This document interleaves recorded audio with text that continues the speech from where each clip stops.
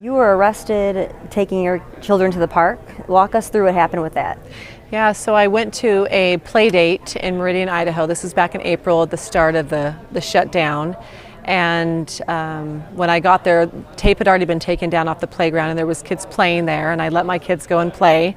And about 5 minutes later, 3 officers showed up, and there was a few moms that started talking to the officers saying, why is our playground shut down when we can sit at the picnic tables and these boys over here can play basketball and we pay taxes on the ground, and why is it closed?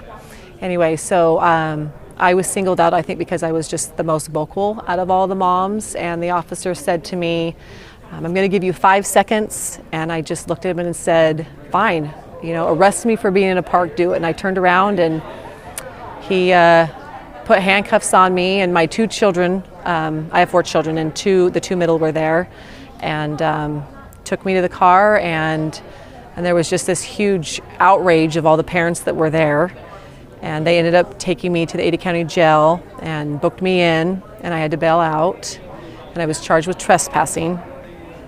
Oh, wow. So we talked a little bit off camera earlier, and you mentioned that someone had actually called the police on you. What do you make of fellow citizens who are calling the police, doing the bidding for the government to enforce these draconian laws? I mean, the first thing that comes to mind is a brown shirt. Someone that's like tattling on their neighbor. And I mean, come on, you're tattling on kids who are out playing in fresh air and sunshine. I mean, I don't know if you can get any more low than that. And word on the street was it was a woman that was sitting in her car eating lunch, and I think she was just mad seeing all the kids having fun, and she was upset that they were not following the rules. And you also mentioned that your husband is a police officer, yeah, but at a different department. Right. So what was that like?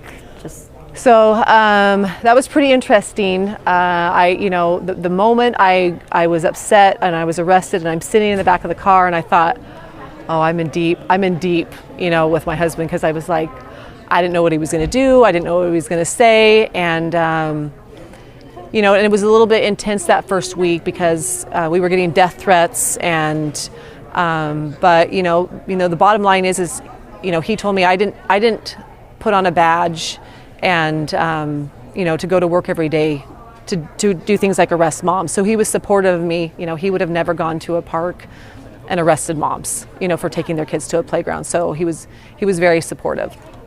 Do you feel that your husband and maybe his coworkers feel that there's pressure on them to do things that they don't want to do, like arrest moms that go to parks? Oh, absolutely. I think that's done by design. I think it's done by design because it pits good citizens against good officers. And sadly, what's going to happen is that happens, good officers are going to either have to make a choice to leave, or they're going to be fired for refusing to comply with an unconstitutional mandate, right? And you keep in mind, good officers are not making an oath to the Constitution to go after good people. They want to go after the criminals. They want to do it for a righteous cause.